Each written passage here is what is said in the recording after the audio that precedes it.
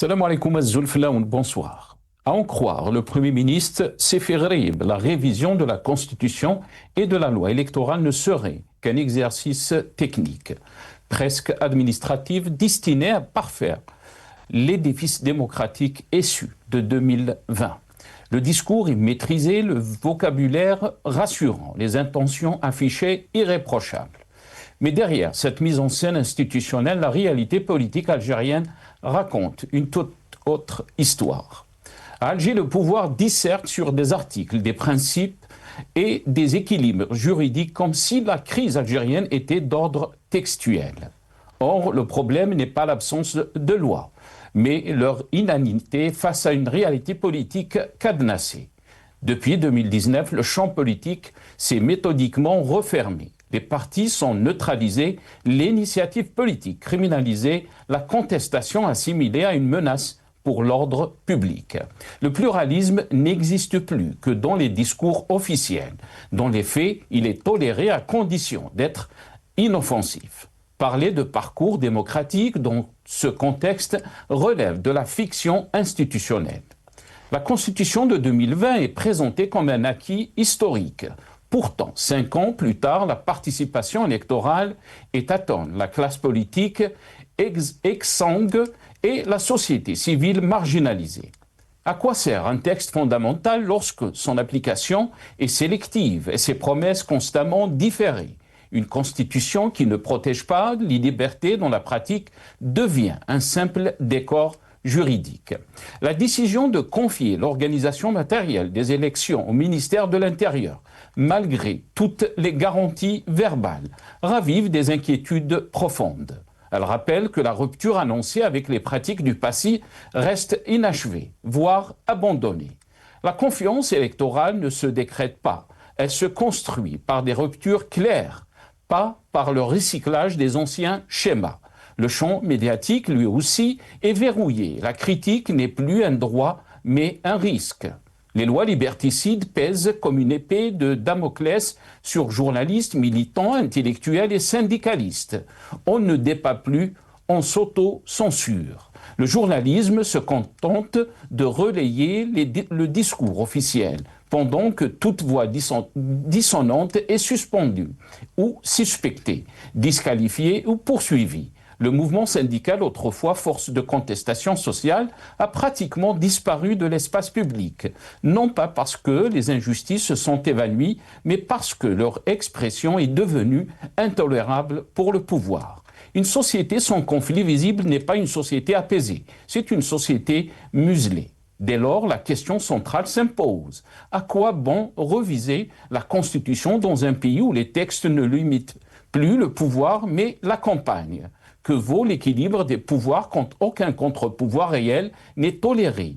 Que signifient les libertés garanties lorsqu'elles exposent à la répression? Multiplier les conférences et les révisions techniques ne changera rien à cette réalité. Tant que l'espace politique, médiatique et syndical restera fermé, toute réforme restera factice. La démocratie ne se construit pas à coups d'amendements, mais par l'acceptation du désaccord, de la critique et de l'autonomie de la société. En l'état actuel, la révision constitutionnelle n'est pas une solution à la crise démocratique algérienne. C'est un écran de fumée. Nous en débattrons avec nos invités juste après cette petite intro.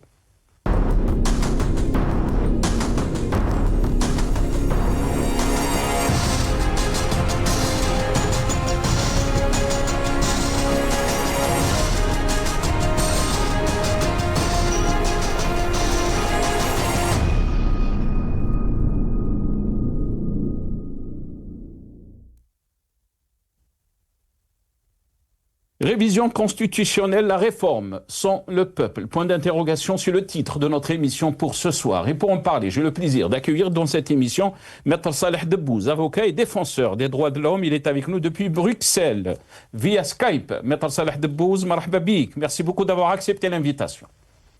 Zoul, bonsoir à toi, aux invités, aux téléspectateurs, et merci pour l'invitation. Marhaba bik, Si Saleh, yatik saha, et merci d'avoir accepté l'invitation. On a aussi avec nous Kamal Mouktefi, militant politique depuis Montréal. Si Kamal, Zulfellek, merci beaucoup d'avoir accepté l'invitation. Azul Nassar, bonsoir à l'équipe maghrébienne, bonsoir à ceux qui nous font l'invitation. Merci beaucoup, Kamel. Yatik Saha, merci d'avoir accepté l'invitation. On aura aussi Rachid Hassani. Je ne sais pas s'il est avec nous, mais on aura dans la deuxième partie de cette émission Rachid Hassani, secrétaire national chargé donc à la communication au sein du parti du RCD. Il sera avec nous par téléphone depuis Alger. Quelques titres très rapidement avant de donner la parole à nos invités. D'abord TSA, tout sur l'Algérie, révision de la Constitution en Algérie, les 10 propositions de la présidence. La présidence de la République a dévoilé ce samedi 10 propositions pour la révision de la Constitution de 2020, attitré donc TSA. L'Algérie, aujourd'hui, à notre titre, Ghrib présente les propositions de révision de la Constitution et de la loi électorale. La Patrie News, à notre titre, amendement technique de la Constitution, éclairage du Premier ministre. Et on termine avec un titre de Radio des Sans-Voix, révision constitutionnelle. La présidence propose un toilettage en 10 points. 10 propositions d'amendements constitutionnels ont été présentées par la présidence de la République. Un toilettage technique qui élargit les prérogatives du chef de l'État, a écrit donc Radio des Sans-Voix. Voilà, quelques titres.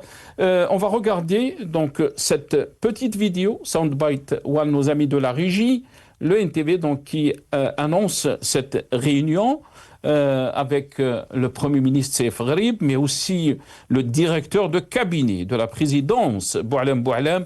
On regarde ces images. في المستهل أشرف اليوم الوزير الأول سيفي غريب على انطلاق ندوة حول مشروعي تعديل التقني للدستور والقانون العضوي المتعلق بنظام الانتخابات، وذلك بحضور مدير ديوان رئاسة الجمهورية بوعلام بوعلام وأعضاء من الحكومة ورؤساء الأحزاب السياسية ورئيس السلطة الوطنية المستقلة للانتخابات بالنيابة. وقدم مدير ديوان رئاسة الجمهورية عرضا تضمن 10 اقتراحات في التعديل التقني للدستور. Voilà. Mais on aimerait aussi, Soundbite Free, nos amis de la régie, avant de le passer, écouter les déclarations de Boualem Boualem, donc le directeur ou le chef de cabinet, donc le directeur de cabinet du chef de l'État, Abdelmajid Tebboune. Des déclarations qui posent beaucoup d'interrogations. On l'écoute.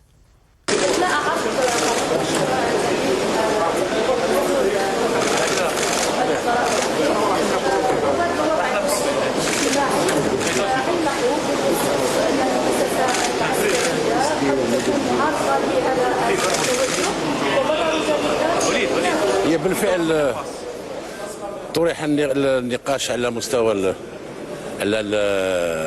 في مجلس الوزراء، وكان بعد ما فات في مجلس الحكومة مشروع القانونين في مجلس الوزراء أجل النظر فيهما معا، لا لغياب السيد الفريق الأول. أولا الفريق الأول كان فيه عطلة،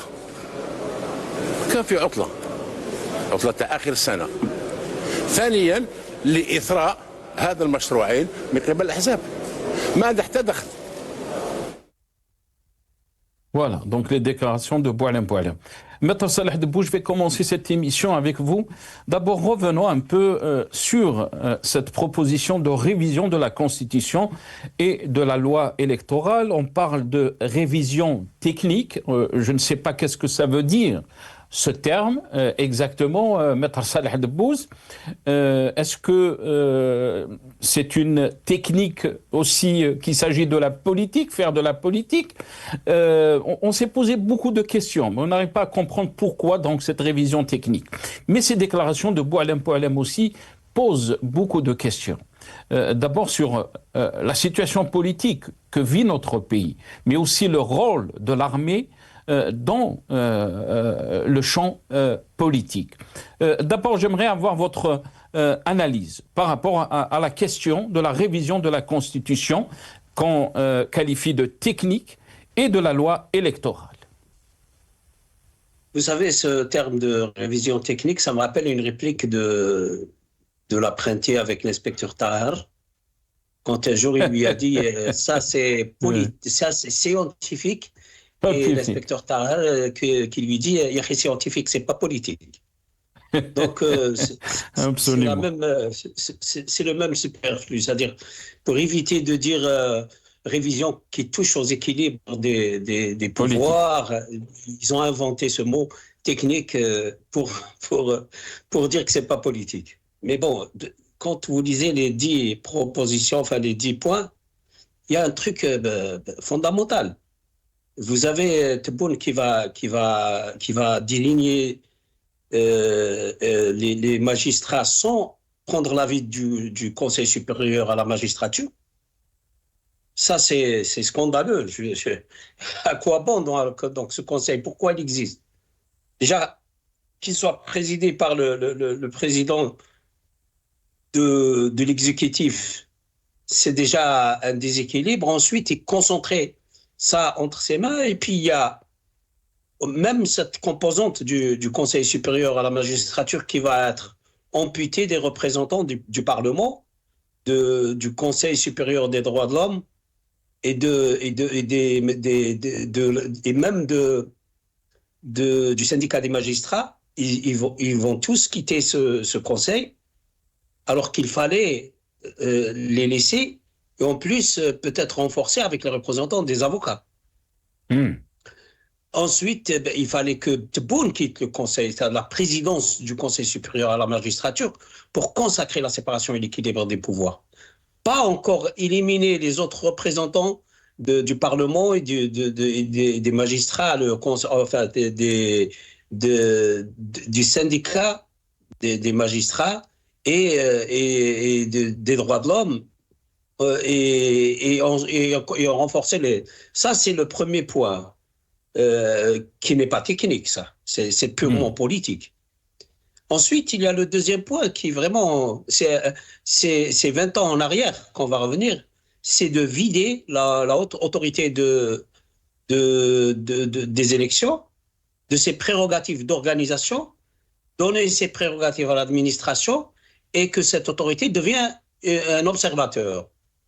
C'est-à-dire la mission de l'autorité d'organisation des élections, ça va être seulement observé.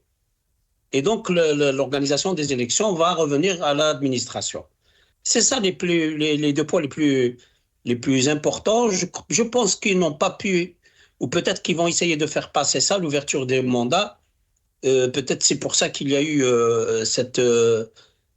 toute cette machination de dire que c'est technique et l'absence de Shingriha, l'armée, etc. Donc et le report et tout cela rentre dans le cadre, à mon avis, à défaut de consacrer Tebboune comme président à vie.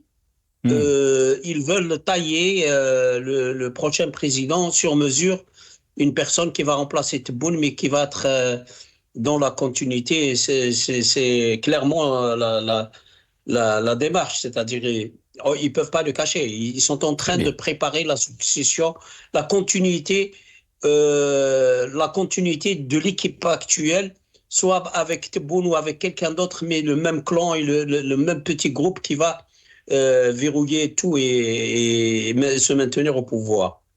Très bien. Restez avec nous, maître. Restez avec nous, maître Salah Debbouze. Kamel Mouktefi, qu'est-ce que vous en pensez? Bien sûr, maître Salah Debbouze nous a rappelé, donc l'inspecteur Tahar et l'apprenti, quand il lui a posé, il lui a dit scientifique, politique. Est-ce qu'on est dans ce schéma, Kamel Mouktefi? Est-ce que cette révision technique, elle est beaucoup plus politique? Qu'est-ce qui se cache derrière cette révision technique de la Constitution? Bien sûr, cette rencontre avec le Premier ministre, Sefi Gharieb, mais aussi le directeur de cabinet, Boualem, on a entendu ces déclarations dans cette vidéo qu'on a jouée. Il faut rappeler, Kamal Mouktifi, que cette vidéo a été supprimée donc du site de la chaîne An-Nahar. Cette vidéo, donc ces déclarations n'existent plus. Heureusement qu'on a donc enregistré cette vidéo. Pour le Premier ministre, ces modifications traduisent donc la volonté ferme de l'État de poursuivre le renforcement du parcours démocratique. Elle vise à consolider l'État de droit sur des bases solides, tout en assurant un développement continu et réussi du système juridique national. Qu'est-ce que vous en pensez, Kamal Mouktifi? Sérieusement, tout ce que vous venez de présenter a saveur et de consolidation au profit d'un régime, du régime de Tebboune. Moi, je pose la question, est-ce qu'ils ne vont pas y aller au-delà des 10 points pour toucher d'autres points? Ça dépend. Qui vont évoluer. Je demande aussi qui a participé parmi les partis.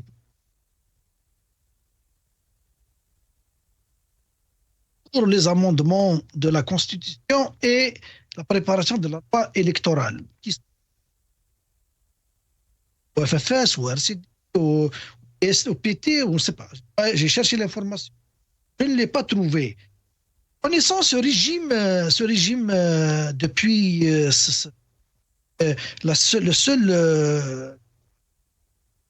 la pérennisation et la consolidation du thème, c'est un régime qui n'a rien de démocratique, qui ne fait rien pour répondre aux aspirations du peuple comme il le dit dans cette déclaration.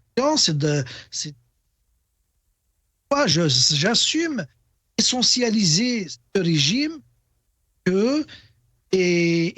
on le connaît, il est ce qu'il est. Donc, on ne peut pas lui faire confiance d'opérer des changements pour le bien du pays, pour le bien de la démocratie, mais bien au contraire, pour asseoir son régime et encore consolider le système, comme je viens de le dire. Dans ce cocktail, je vois un peu les points qu'il a touchés, Maître Dabouz, et il a raison, je te rejoins là-dessus.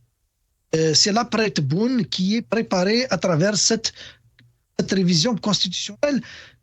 Si on s'attarde juste au point concernant l'élévation du nombre d'années de mandat du président du Sénat de 3 ans à 6 ans, pour le moment ne nécessite pas d'être changé, mais quand on essaye de le fixer à 6 ans, ça veut dire que dans un horizon de 6 ans, le régime à l'intérieur, il anticipe les mouvements des clans à l'intérieur qui pourraient déstabiliser le régime de Tebboune dans l'homme numéro 2 de l'État, c'est le président du Sénat. Advenant le départ, l'absence de Tebboune, ce président qui va reprendre celui qui va être nommé, ou bien est-ce que c'est celui-là ou celui d'autre qui va être remplacé par Tebboune, va pouvoir continuer et assurer l'intérim et puis garantir la pérennité du régime. Donc, quand je parle de régime, le clan de Tebboune, le système est le même, mais le régime, il est caractérisé par ce groupe-là qui est autour de Tebboune. Et vous avez vu, ils essayent un peu de camoufler, de dire qu'il n'y a pas de problème avec Chingriha. Donc, vous avez montré la vidéo d'un Boualem qui dit il n'y a pas de problème avec Chingriha. Chingriha, il était en vacances et tout ça. C'est Boualem qui va justifier la présence ou l'absence de Chingriha. Pourquoi c'est pas l'armée? Pourquoi c'est pas lui? Bien, c'est pas la revue Le Jaish qui va dire ça, mais c'est le porte-parole du président qui va mettre Chingriha devant le fait accompli et de dire voilà, il a été présent parce qu'il a été absent parce que c'est pas parce que c'était une façon d'afficher une opposition à une démarche politique de Tebboune, mais par contre plutôt c'est une absence liée à donc ça veut dire qu'il vient de confirmer qu'il y a une fissure entre la présidence et l'état-major de l'armée représenté par Chingriha. Voilà. Est-ce que vous pensez, si Kamel, je m'excuse, est-ce que vous pensez, parce que votre réponse elle est importante, et la question est suivante, est-ce que vous pensez que, parce que personne n'a compris pourquoi Boualem donc a pris la parole et justifié l'absence du chef d'état-major Saïd Chinguiriha, est-ce que vous pensez que cette réponse nous renseigne aussi que Saïd Chinguiriha, ou peut-être cette révision technique de la Constitution, concerne donc beaucoup plus la pérennité, entre guillemets, de Abdelmadjid Tebboune. Ça veut dire, on parle de changer la Constitution pour que Abdelmadjid Tebboune donc pourra peut-être se présenter pour un troisième terme, et que là on parle peut-être d'une partie de l'armée qui n'était pas d'accord par rapport à cette initiative. Est-ce qu'on est dans ce schéma, Kamel Mouktifi? Je ne vais pas m'aventurer sur ce terrain de les compétences dans le droit constitutionnel, ni dans le droit tout court, pour m'avancer sur cela, mais la question reste ouverte aujourd'hui. Est-ce que la Constitution de 2020 pourrait être considérée comme une nouvelle Constitution post-premier mandat? Dans ce cas-là, on peut interpréter que donc, cette nouvelle Constitution de la République, donc le deuxième mandat, pourrait être considéré comme le premier mandat. Donc, de ce fait-là, le président aura droit à un deuxième mandat selon cette Constitution.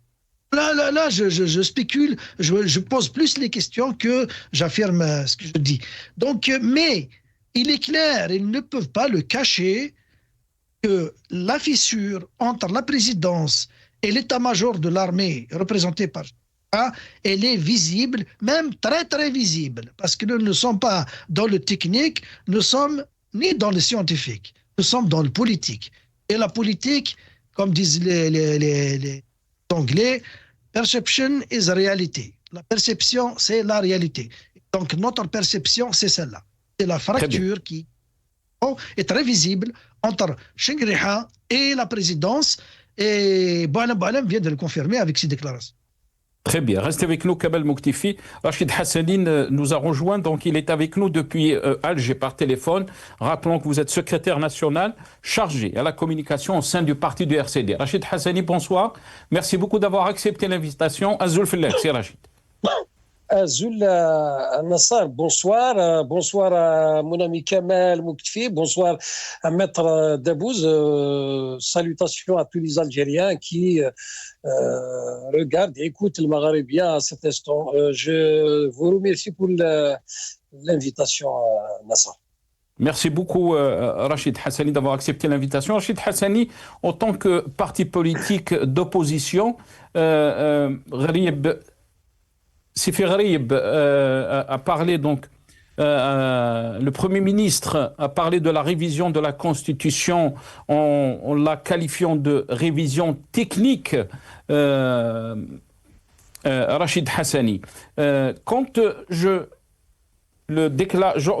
vais, par exemple, citer les déclarations du Premier ministre qui parle il parle des réformes opérées dans le cadre du texte de 2020, de la Constitution de 2020, qui vont donc renforcer la primauté du droit et consolider les institutions de l'État, la Constitution garantissant les libertés et les droits, à favoriser une plus grande mobilité politique et renforcer le rôle de la société civile dans le processus décisionnel. Mais aussi, il déclare, dans cette optique, le Premier ministre a précisé que les aspects matériels et logistiques des élections, et là il parle bien sûr de la loi concernant la loi électorale, seraient confiés au ministère de l'Intérieur, avec la garantie de toutes les ressources nécessaires qui seraient mises à disposition pour assurer le bon déroulement du processus électoral. Votre réaction, Rachid Hassani, au sein du RCD? Notre réaction est très claire. La première, c'est en tout cas le fait qu'il y ait autant de polémiques, autant de débats, autant de réactions par rapport, entre guillemets, à ce fameux donc ces fameuses j'allais dire dispositions techniques de la Constitution, donc amendement. Voilà, je cherchais le mot, donc amendement technique de la Constitution, c'est dire que ce n'en est pas un. Donc, il n'en est pas un, ce n'est pas un amendement technique et dans le jargon, dans le jargon juridique, en tous les cas, c'est nouveau tout cela. C'est qu'on connaît, par exemple, les amendements de fond dans la Constitution et nous avons connu des amendements de forme et dans les deux cas, et il y a des mécanismes de mise en œuvre. En tous les cas, selon la Constitution algérienne, celui qui a la prérogative d'appeler à des amendements, de pouvoir mener des amendements dans la Constitution, c'est le président de la République lui-même. Sinon, c'est les 3/4 des parlementaires, donc des deux chambres réunies. Non seulement ça, mais avant que l'amendement passe les deux chambres réunies, il faut un avis du Conseil constitutionnel pour dire que est-ce que ces amendements touchent aux équilibres, est-ce qu'ils touchent aux principes fondamentaux de la société algérienne et est-ce qu'ils touche aux équilibres du pouvoir. Et dans les deux cas, c'est les seuls cas qui sont prévus par la Constitution algérienne. Jamais la Constitution algérienne n'a prévu ce cas de figure, des amendements techniques.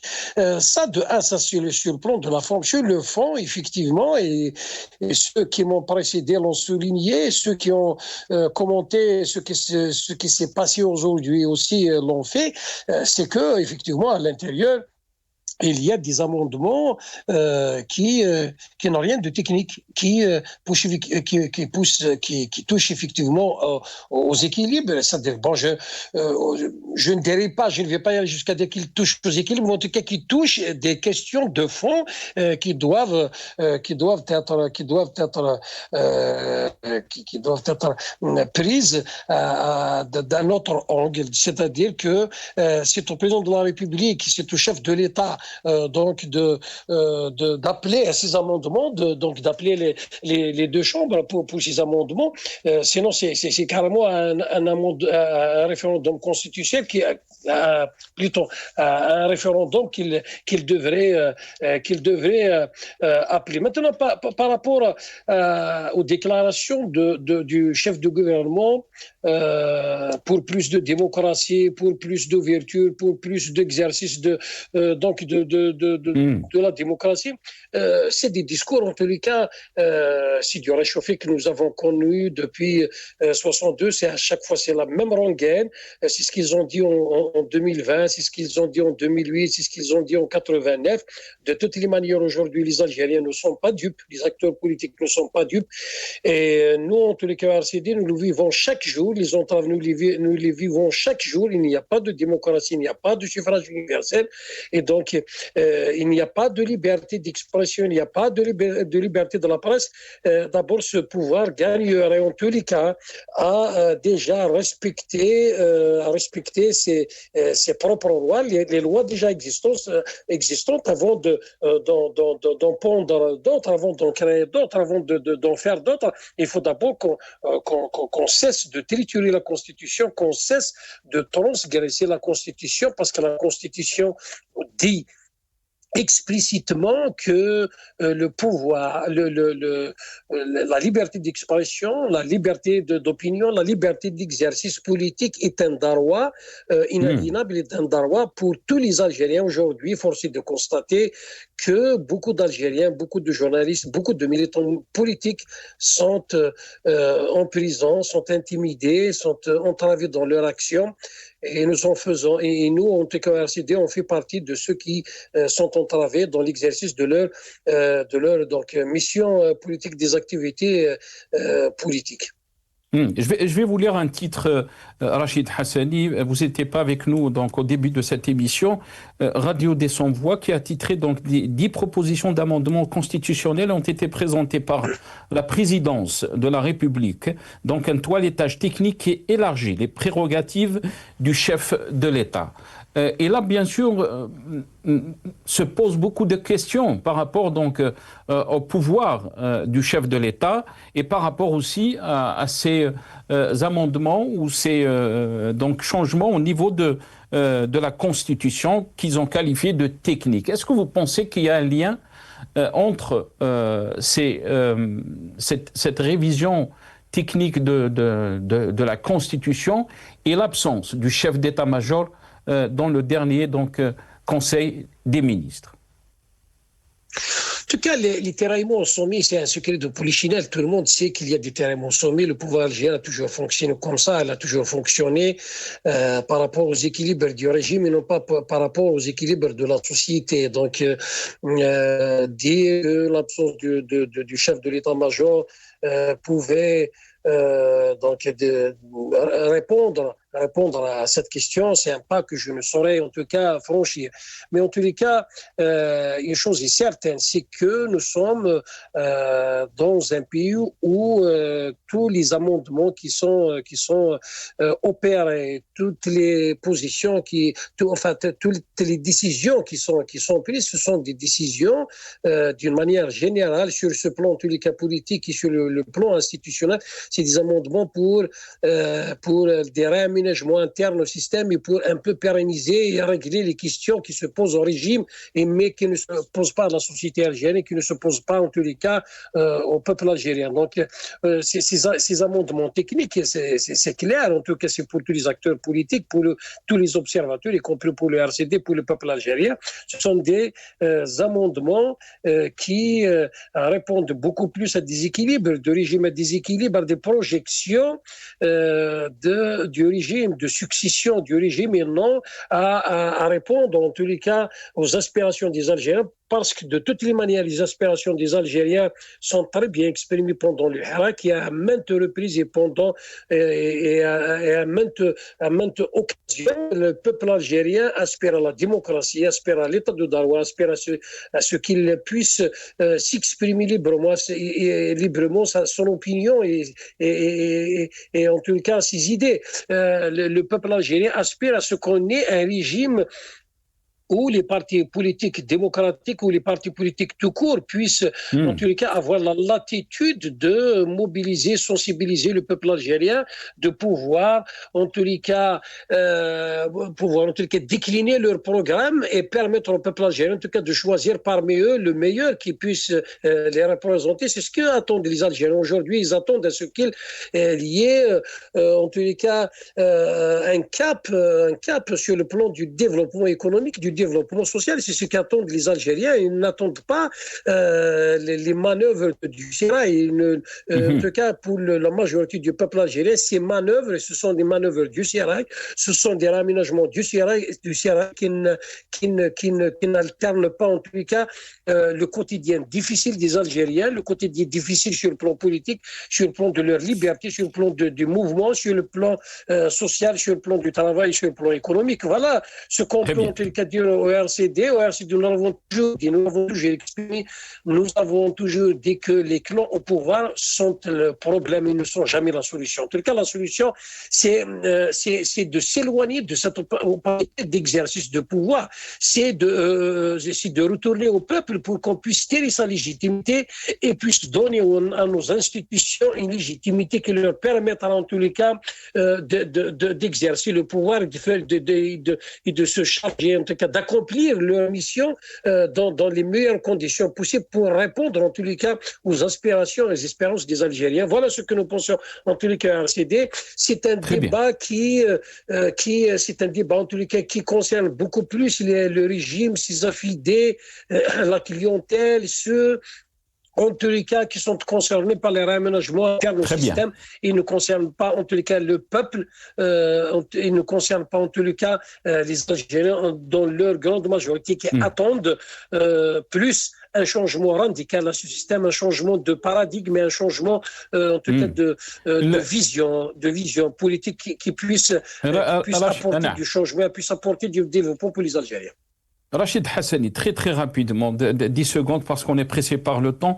Est-ce que le RCD n'a pas été donc invité à cette conférence consacré donc au projet de révision technique de la Constitution et de la loi organique relative au système électoral. On a vu des images. Pour l'instant, on n'a pas de vidéo. Juste pour confirmer, Rachid Hassani, très rapidement.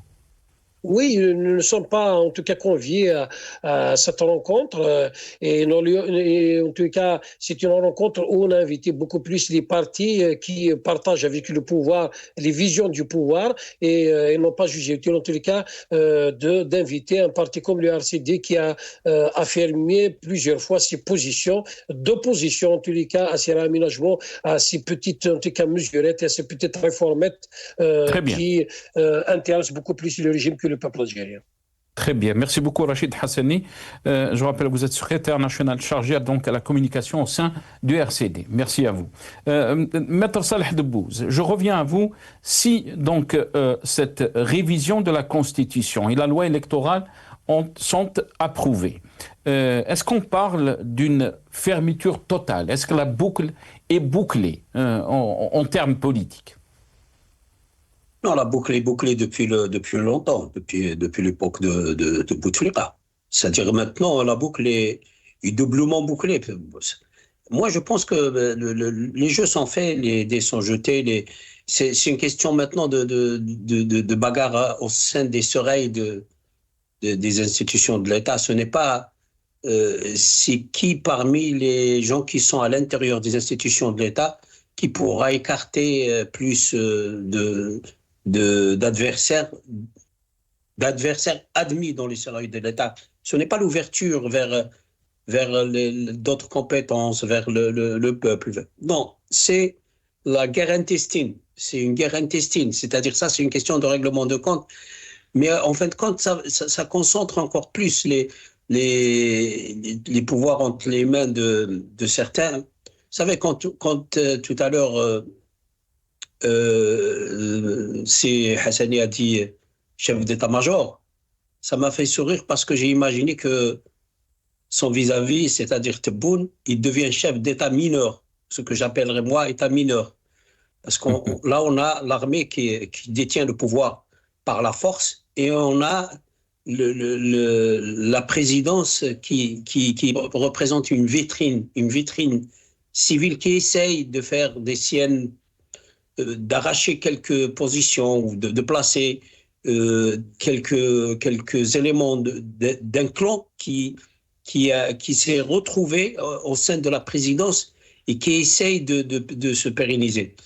C'est vraiment mesquin comme démarche et comme bataille, avec tous les dégâts qu'il y a au niveau national et au niveau international de cette équipe qui a dirigé les affaires du pays depuis 2019. À commencer par l'assassinat de Gaïd Salah, parce que Gaïd Salah, il peut pas, je pense pas que ça soit... moi, je favorise beaucoup plus la thèse de l'assassinat, parce qu'en Algérie, les autorités, ils ont comme habitude d'assassiner la personne qui gêne le plus. Prenez l'exemple de Boudiaf. Et vous avez, d'abord depuis Ben Ramdan, hein, tous les hommes qui gênaient sérieusement le régime sont assassinés. Ensuite, il y a à chaque fois un réaménagement. Si on peut mettre les gens en prison, on les met en prison. C'est des guerres intestines. Et donc, cet amendement, soi-disant technique, il y a dans les 10 propositions, une ou deux que nous, peut-être qu'on ne voit pas bien, qui pourraient concentrer un peu plus de pouvoir entre les mains du clan qui tient le pouvoir maintenant, pour essayer d'écarter certaines personnes peut-être, qui est camouflé par d'autres soi-disant amendements qui n'ont aucun sens à mon avis. Quand j'ai vu la liste, ça veut dire quoi je sais pas si je lis ici, ça veut dire quoi le président peut décider des élections locales anticipées, mais est-ce que la Constitution l'empêche de décider de ça, par exemple? Ça c'est clair que c'est des points ajoutés pour camoufler l'objectif recherché, qui ne peut être que encore un plus de contrôle de ce qui reste à l'intérieur des institutions de l'État en faveur du clan qui tient le pouvoir maintenant. Le pouvoir en Algérie, c'est un pouvoir tribal à grande échelle. C'est-à-dire, c'est comme si vous êtes une tribu, c'est quand une tribu arrive au pouvoir, le chef de tribu ou le représentant de cette tribu, il écarte les autres et il ramène les membres de sa tribu. C'est des pratiques enfantines. Regardez l'histoire de Zéro Kabylie. C'est quoi l'histoire de... C'est l'armée qui se réunit officiellement pour exterminer une grande partie du peuple algérien, pour l'éloigner des institutions de l'État et de l'économie et de l'armée. Ça veut dire que vous êtes en train de casser la société pour se maintenir au sein du pouvoir. Et vous avez au sein de ces clans, de ces grandes tribus qui sont traversées parfois, vous avez une conjugaison de tribus traversées par des courants idéologiques. Donc, ce n'est pas du tout l'État moderne pour lequel inspirent les Algériens, d'une façon générale, mais c'est beaucoup plus, on revient vers le Moyen-Âge, les États tribaux, religieux, claniques, et qui sont caractérisés par des pratiques mafieuses et une autorité vraiment qui est absolue. C'est bon, ça rentre dans cette mascarade-là qui est en train de continuer. Très bien. Restez avec nous, Maître Salah Debbouz. Kamal Mouktefik, est-ce qu'on est dans ce schéma, on est dans cette logique qu'a décrit Maître Salah Debbouz, et que ces révisions de la Constitution n'est qu'une continuité de cette lutte clanique d'un clan contre un autre clan. On parle beaucoup plus peut-être du clan présidentiel. Est-ce que vous pensez qu'on est dans la même logique par rapport donc à cette révision de la Constitution? Grosso modo, il faut résumer cette révision stratégique et non technique. C'est une révision stratégique de la Constitution, je vais expliquer. Elle comporte deux objectifs bien visés. Un, renforcer les pouvoirs du clan présidentiel contre donc son rival militaire, qui est Chingriha. Deux, vous avez le point qui concerne la convocation du corps électoral pour des élections locales anticipées. Pourquoi ils vont toucher à ce point-là? Parce qu'ils savent, d'ici juin prochain, les élections législatives qui viennent en premier, les gens vont les boycotter. Mais il y a dans le débat actuel au sein de la société un intérêt pour reprendre le pouvoir local, que ce soit dans toutes les régions d'Algérie. Il y a un regain d'intérêt pour reprendre le pouvoir local et ne pas le laisser entre la mafia qui a sévi durant les élections précédentes. Donc, dans leur tête, comment ils se sont dit? Il va y avoir un boycott législatif. Là, ça va entacher encore l'image de l'institution législative qui est le Parlement, et il va y avoir une participation au local. Alors, dans leur tête, ils ont calculé pour organiser les deux en même temps. Donc, il va y avoir des élections générales, législatives et locales, pour profiter de l'adhésion déjà affichée vers les locales et faire passer dans tout ça les législatives et gonfler, dire que voilà, le taux de participation est élevé. De cette façon-là, le Parlement qui va sortir, il sera, soi-disant, crédibilisé par le taux de participation. Mais les gens vont plus participer. Mais ce qu'ils redoutent, ce qui va se passer peut-être, que les gens vont y aller voter au local, mais jamais voter aux législatives. Mais à peu près, c'est les deux objectifs que je vois visés dans cette révision stratégique, qui n'est pas technique. C'est une révision stratégique. C'est de la stratégie, renforcer le clan présidentiel, crédibiliser le prochain Parlement par des élections générales en incluant les locales et affaiblir le Chingriha de cette façon-là. Parce que sinon, dans le discours du gouvernement, du chef du gouvernement qui parle de répondre aux aspirations du peuple, les aspirations du peuple ont été exprimées le 7 septembre. La seule aspiration du peuple, c'est le départ de ce système, de ce régime. malheureusement, il ne veut pas partir, mais on le voit. Donc c'est le peuple qui a décidé de quitter. Donc au lieu que c'est le régime qui quitte, c'est le peuple qui quitte à travers, en assumant, en prenant le risque de mourir en mer, en Méditerranée. Voilà la réalité. Merci beaucoup, Kamal Mouktifi. Merci à mes invités. On est arrivé donc à la fin de cette émission. Merci à Maître Saleh Debbouz, avocat et défenseur des droits de l'homme. Vous étiez avec nous depuis Bruxelles. Merci à Kamal Mouktifi, militant politique. Vous étiez avec nous depuis Montréal. Merci à Rachid Hassani, secrétaire national chargé à la communication au sein du RCD. Il était avec nous depuis Alger. Merci à vous, chers téléspectateurs, d'avoir suivi cette émission. Et à saha, au